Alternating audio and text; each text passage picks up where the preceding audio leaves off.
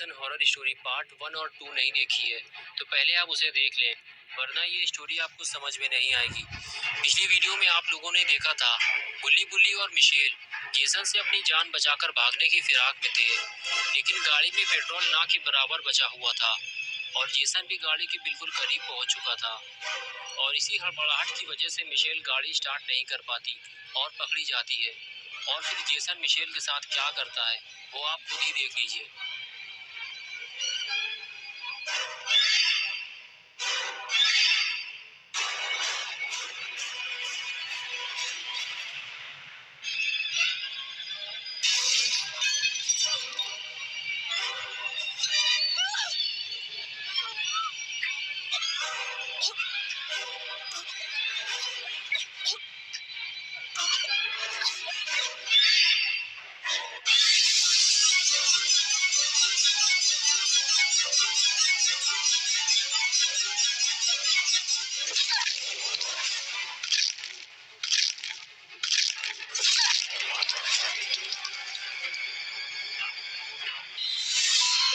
That's my boy. Hunt them down and make them pay.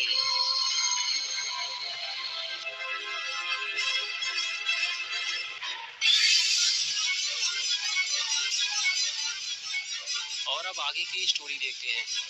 बुल्ली और बुल्ली की किस्मत अच्छी है कि ये दोनों गाड़ी से बाहर निकलकर भागने में कामयाब हो गए, वरना जेसन इन दोनों को भी मिशेल की तरह मार डालता। लेकिन जेसन इतनी आसानी से तो इन दोनों को यहाँ से नहीं जाने देगा। ये पूरा एरिया जेसन का है और जेसन यहाँ आने वाले किसी भी इंसान को जिंदा नहीं छोड़ता, तो फिर वो बुल्ली और बुल्ली को जिंदा कैसे छोड़ सकता है। जेसन 5 लोगों को पहले ही मार चुका है और अब वो बुल्ली और बुल्ली के पीछे जा रहा है। लेकिन बुल्ली और बुल्ली कब तक अपनी जान बचाकर भागते रहेंगे। इन दोनों को इस एरिया से बाहर निकलना होगा, लेकिन कैसे, क्योंकि बुल्ली बुल्ली के स्कूटर में पेट्रोल ही नहीं है और कार का पेट्रोल भी खत्म हो चुका है। लेकिन हाँ, केविन ने मरने से पहले बताया था कि गाड़ी में थोड़ा पेट्रोल है। अगर कार स्टार्ट हो गई तो गुल्ली और बुल्ली यहाँ से निकल सकते हैं। गुल्ली और बुल्ली भागते हुए एक घर के पीछे छुप जाते हैं। तभी बुल्ली के दिमाग में एक आइडिया आता है। वो गुल्ली से कहता है कि गुल्ली, क्या तुम कार स्टार्ट कर सकते हो। लेकिन मिशेल उसे स्टार्ट नहीं कर पाई थी और जेसन ने उसे मार डाला। गुल्ली कहता है, हाँ मैं कर सकता हूँ, लेकिन मुझे थोड़ा टाइम चाहिए होगा। लेकिन जेसन बहुत तेजी से गुल्ली और बुल्ली की तरफ ही आ रहा है।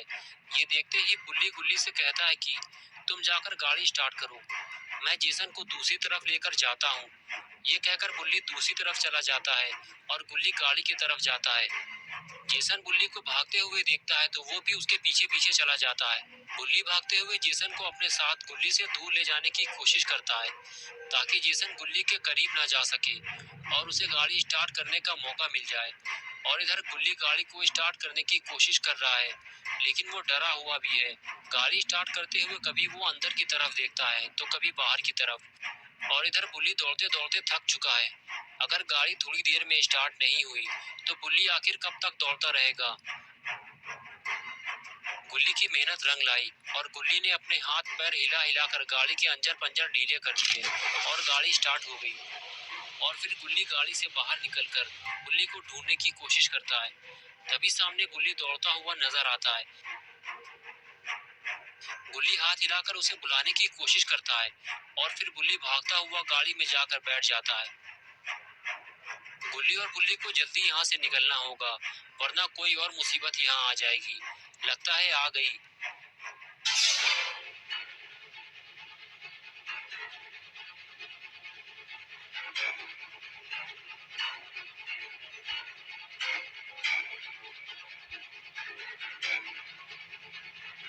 गुल्ली आगे नहीं जा सकता, इसलिए वो गाड़ी को बैक करता है। उसे जो भी रास्ता नजर आए उसे निकल लेना चाहिए ताकि वो जेसन से दूर जा सके। और गुल्ली ऐसा ही करता है और गाड़ी लेकर निकल जाता है। और जेसन उसे देखता रह जाता है, लेकिन ऐसा हो ही नहीं सकता कि जेसन उनके पीछे ना जाए। गुल्ली और बुल्ली थोड़ी ही दूर जा पाए थे कि गाड़ी का बचा हुआ तेल भी खत्म हो गया और कुछ दूर जाकर गाड़ी बंद हो गई।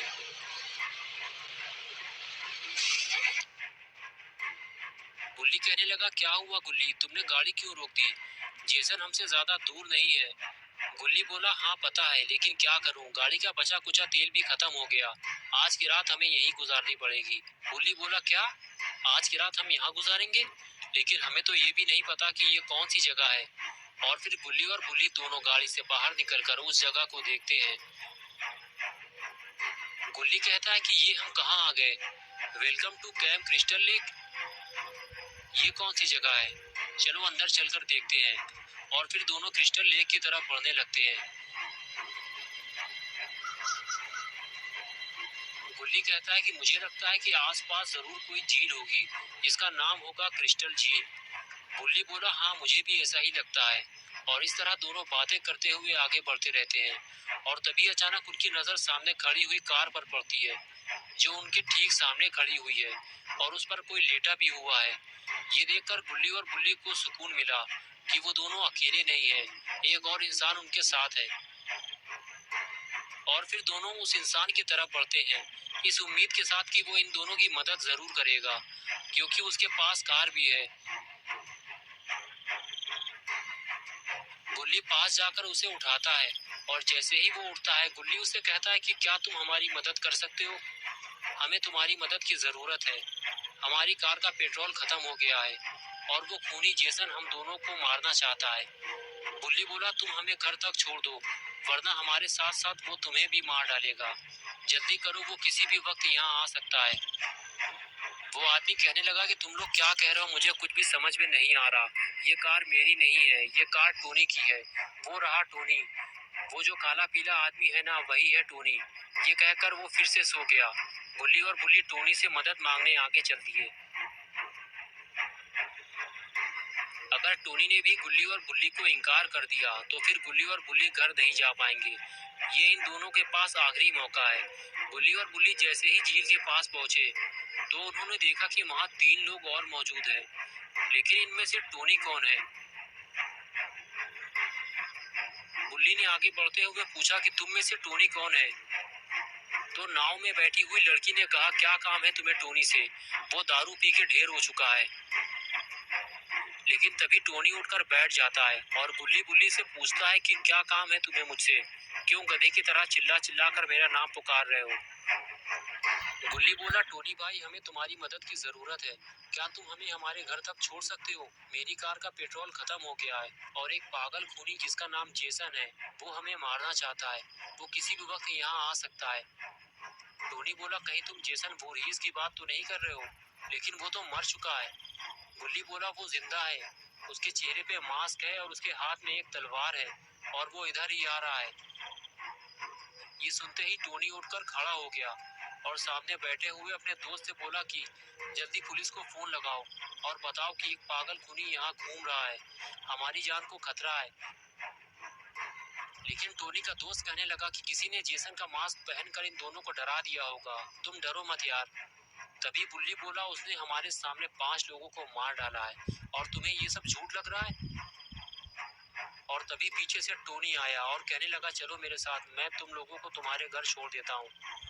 और इधर टोनी के दोस्त ने बात को सीरियसली लेते हुए पुलिस को फोन कर दिया। और इधर गुल्ली बुल्ली टोनी के साथ घर चल दिए। लेकिन आगे कोई रास्ता न होने की वजह से गुल्ली और बुल्ली को वापस उसी रास्ते से जाना पड़ा जहाँ से वो आए थे।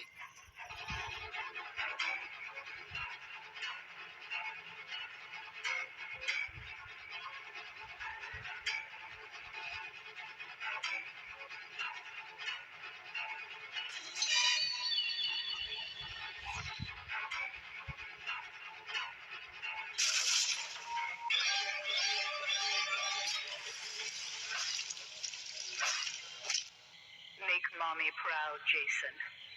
Don't let them escape.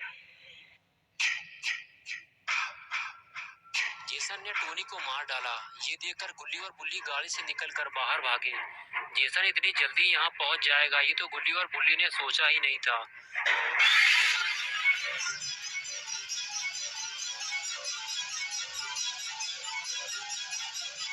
गुल्ली गुल्ली और बुल्ली चिल्लाते हुए वापस आए और कहने लगे सब लोग जल्दी निकलो यहाँ से, जेसन आ गया है। उसने टोनी को कार के अंदर ही मार डाला है और हम सब भी एक एक करके मरने वाले हैं।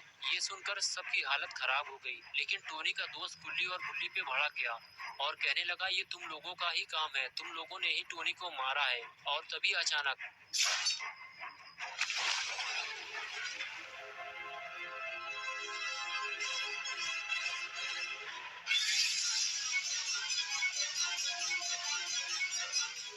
वो लड़की कहती है उसे गोली मार दो। टोनी की राइफल टेंट के अंदर रखी हुई है। गुल्ली फौरन भागते हुए टेंट के अंदर जाता है।